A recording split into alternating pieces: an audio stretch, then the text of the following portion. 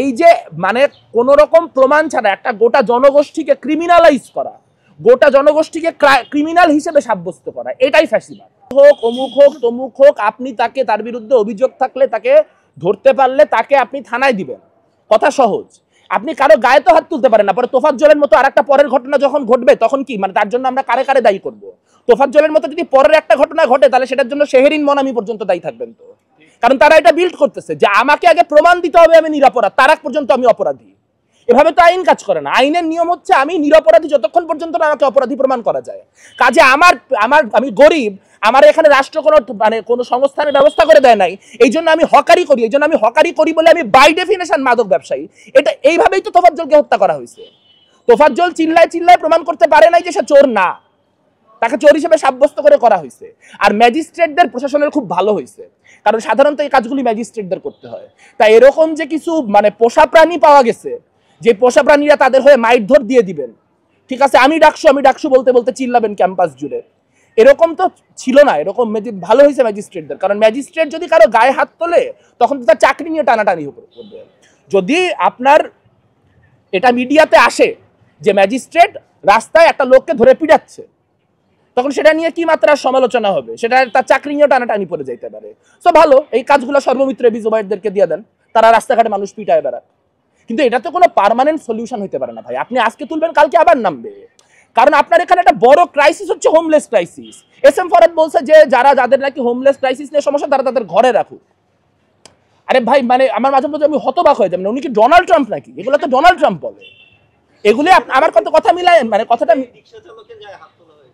হ্যাঁ হ্যাঁ ম্যাজিস্ট্রেটের উপস্থিতিতে হয়েছে, আমাদের অ্যাসিস্ট্যান্ট প্রক্টর করতেছে, প্রত্যেকটাই তো অপরাধ।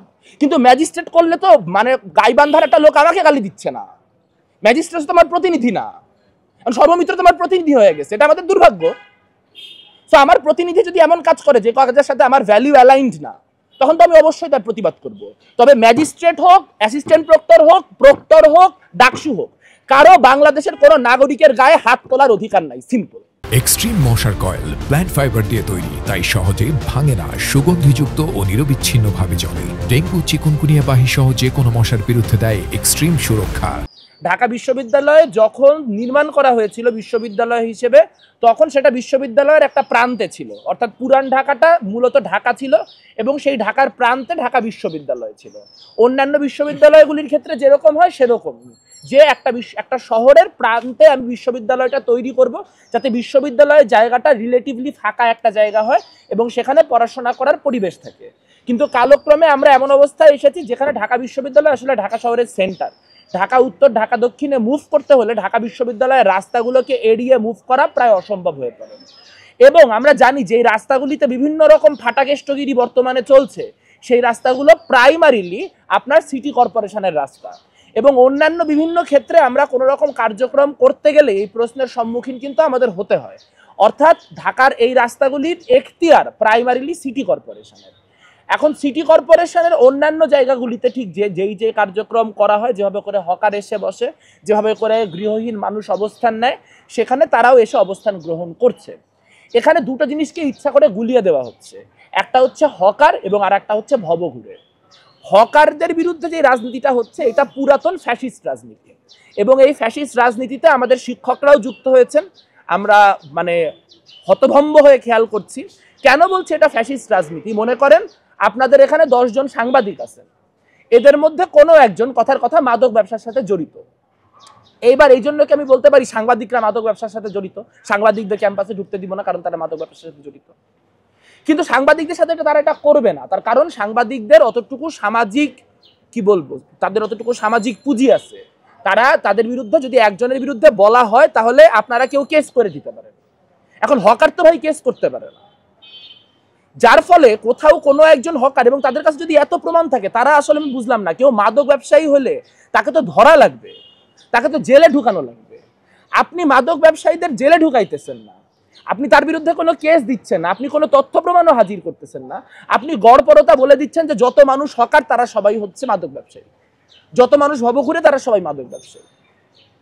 এই যে কালেকটিভ পানিশমেন্ট, এই যে মানে কোন রকম প্রমাণ ছাড়া একটা গোটা জনগোষ্ঠীকে ক্রিমিনালাইজ করা, গোটা জনগোষ্ঠীকে ক্রিমিনাল হিসেবে সাব্যস্ত করা, এটাই ফ্যাসিবাদ। এবং বর্তমানে এই আমাদের এবি জুবায়ের, তারপরে ত্রিদীপ, সর্বমিত্র চাকমা, এরা এক্স্যাক্টলি এই কাজটাই করতেছে।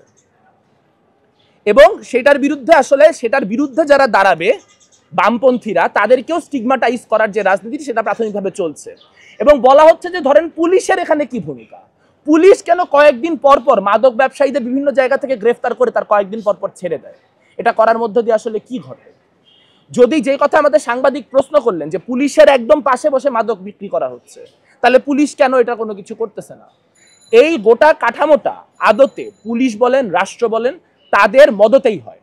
সেখানে সিম্পলি এখন ভবঘুরেদের বিরুদ্ধে এবং আপনার যারা এখানে মানে ক্ষুদ্র ব্যবসায়ী, যারা এখানে আপনার হকারের কাজ করেন, তাদের বিরুদ্ধে একটা ঘৃণা তৈরি করা, সঞ্চার করা এবং জিয়ায় রাখা লাগবে, সেই জন্য এই রাজনীতি করা হচ্ছে।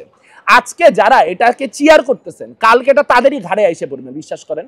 কারণ শুরুতে তো সে শিক্ষার্থীকে করবে না, আক্রান্ত করবে না। আমরা ইতিমধ্যে দেখতেছি যে অ্যাসিস্ট্যান্ট প্রক্টর শিক্ষার্থীদের লাঞ্ছিত করা শুরু করছেন। 5ই আগস্টের পর অ্যাসিস্ট্যান্ট প্রক্টররা প্রথমে শিক্ষার্থীদের দিয়ে শুরু করেন নাই, তারা প্রথমে সিগারেট বিক্রেতাদেরকে লাঞ্ছিত করছেন, তারা তারপরে হকারদের লাঞ্ছিত করছেন, এরপরে তারা লাঞ্ছিত করতে করতে করতে করতে অতটুকু পারমিশন পায় এখন শিক্ষার্থীদের লাঞ্ছিত করতেছেন। কাজে যারা আজকে হাততালি দিচ্ছেন তাদের মাথায় রাখা দরকার যে এই এবি জুবায়ের বা সর্বমিত্র চাকমাদের যে মামদোবাজি, যে ফাটাকেষ্টগিরি, এটা তাদের পর্যন্ত থামবে না। যখন এই কাজগুলি আপনার হকারের বিরুদ্ধে করা জাস্টিফাইড হয়ে উঠবে, যখন এই কাজগুলি ভবঘুরিদের বিরুদ্ধে করা জাস্টিফাইড হয়ে উঠবে, তখন এটা শিক্ষার্থীদের উপরে হবে। আর একটা কথা ক্লিয়ারলি বলে রাখা দরকার, বাংলাদেশে ভাই আইন আদালত আছে। আপনার যা কিছু হোক না কেন, আপনার যা মনে হোক না কেন, আপনি একটা লোকের মাল সামান নিয়ে ছুঁড়ে ফেলাই দিতে পারবেন না, আপনি একটা লোককে ধরে পিটাইতে পারবেন না। এটা আপনি পিটাইতে পারবেন না এবং এটা আপনারা পিটাইতে দিব না আমরা। আপনারা যদি কোনো মানুষকে ধরে এভাবে পিটান, তাহলে তাকে সংঘবদ্ধ করার, তাকে সংগঠিত করার কাজে আমরা থাকবো। তাতে আমাদের যা গালি খাওয়া লাগে, যা কথা শোনা লাগে, আমরা শুনবো। এইখানে দাঁড়ায় সঞ্জিত চন্দ্র বলে গেছে না যে বামপন্থীদের কলিজা টেনে ছিঁড়ে নিব, তো বামপন্থীরা এখানে বসে আছে, সঞ্জিত চন্দ্র ভারতে চলে গেছে। এখন উনাদেরও আসলে একটু চিন্তা ভাবনা করতে হবে, উনারা কোন দেশে যাবেন। বলতে পারি নাম, তাহলে আবার অফেন্ডেড হবেন, বললাম না।